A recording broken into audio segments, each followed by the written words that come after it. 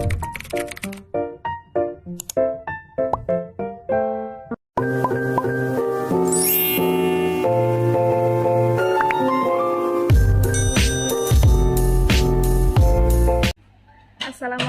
warahmatullahi wabarakatuh. Perkenalkan, nama saya Maulida Nur Maharani. Biasanya dipanggil Rani. Saya dari Fakultas Keguruan dan Ilmu Pendidikan Prodi S1 Pendidikan Guru Sekolah Dasar di Universitas Nahdlatul Ulama Surabaya. Di sini, saya akan menjelaskan 7 aspek pedagogik yang dimiliki oleh guru dan perbedaan istilah-istilah dalam pendidikan. 7 aspek pedagogik yang dimiliki oleh guru.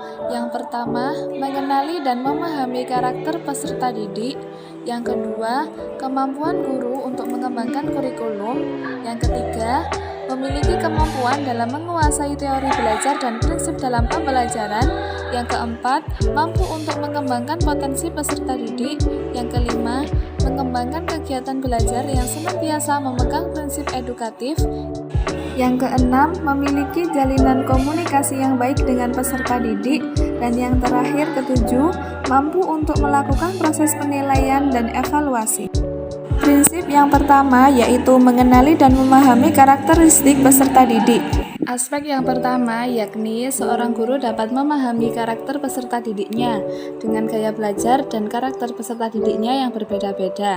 Karena jika tidak sesuai, maka akan menyulitkan guru dalam melakukan proses pembelajaran.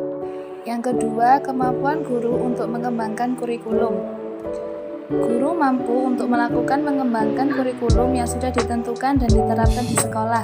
Jika guru merupakan seorang guru PNS, tentu guru mendapat kemudahan sebab sudah mendapat banyak contoh dan kerangka dalam pengembangan kurikulum dan administrasi dalam pembelajaran. Namun, bila guru tersebut mengajar di sekolah swasta, biasanya sebagian mengikuti kurikulum nasional, yang sebagian lagi mengembangkan kurikulum sendiri yang sesuai dengan visi misi sekolah tersebut. Bahkan, faktanya masih banyak sekolah yang mengusung kurikulum internasional sebagai salah satu opsi pembelajaran. Yang ketiga, memiliki kemampuan dalam menguasai teori belajar dan prinsip dalam pembelajaran. Dalam aspek ini, guru memiliki kemampuan untuk lebih banyak menguasai teori belajar serta prinsip-prinsip yang ada dalam pembelajaran. Dengan kata lain, guru menjelaskan secara sederhana pada siswa dengan konten materinya dan sebagai hasil para peserta didik menyerap dengan jelas.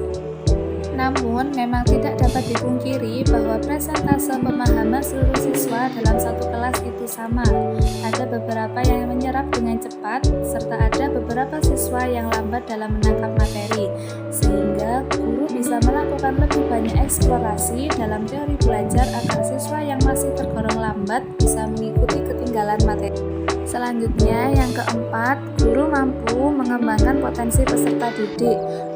Kemampuan guru untuk melakukan pengembangan pada potensi peserta didik dengan cara belajar bersama-sama dengan peserta didik. Terkadang akan sedikit banyak memberikan pemahaman kepada guru untuk mengetahui bakat dan potensi peserta didiknya. Dan perlu diingat bahwa bakat, kecerdasan, dan potensi siswa tentu tidak semuanya sama. Ada siswa yang senantiasa memiliki potensi untuk berprestasi dan unggul dalam nilai akademis. Ada pula siswa yang unggul dalam urusan non-akademis. Selanjutnya, mengembangkan kegiatan belajar yang senantiasa memegang prinsip edukatif. Perlu dipahami, guru dapat senantiasa menyajikan beragam kegiatan belajar yang banyak menyisipkan sisi edukatif. Misalnya, tidak hanya memberikan materi saja, namun juga banyak memberikan keteladanan pada siswa dalam hal kegiatan secara berlangsung. Selanjutnya, memiliki jalinan komunikasi yang baik dengan peserta didik. Di dalam aspek ini, guru dapat menjalin komunikasi yang baik dengan para peserta didik. Sebisa mungkin, guru menyampaikan materi kemudian melakukan pola komunikasi yang aktif dengan siswa tanpa mengurangi tata nilai kesopanan. Dan yang terakhir, mampu untuk melakukan proses penilaian dan evaluasi. Di dalam aspek ini, guru harus memiliki kemampuan dalam melakukan penilaian dan proses evaluasi pada peserta didik. Seorang guru yang sudah profesional dengan kemampuan pedagogik dalam dirinya tentu akan mudah dalam menentukan sistem penilaian serta melakukan evaluasi pada peserta didik. Selanjutnya adalah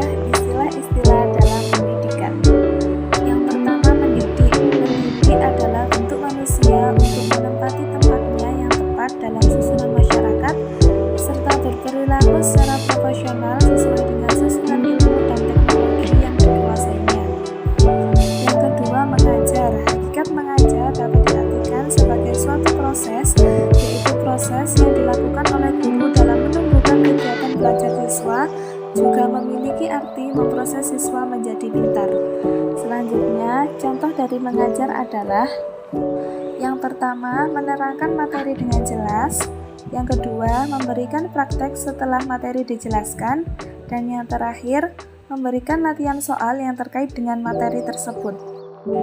Yang ketiga adalah membimbing. Membimbing adalah sebagai kegiatan menuntun anak didik dalam perkembangannya dengan jalan memberikan lingkungan dan arahan yang sesuai dengan tujuan pendidikan. Dan yang terakhir adalah melatih. Melatih adalah suatu proses kegiatan untuk membantu orang lain mempersiapkan diri dengan sebaik-baiknya dalam usahanya untuk mencapai suatu tujuan tertentu.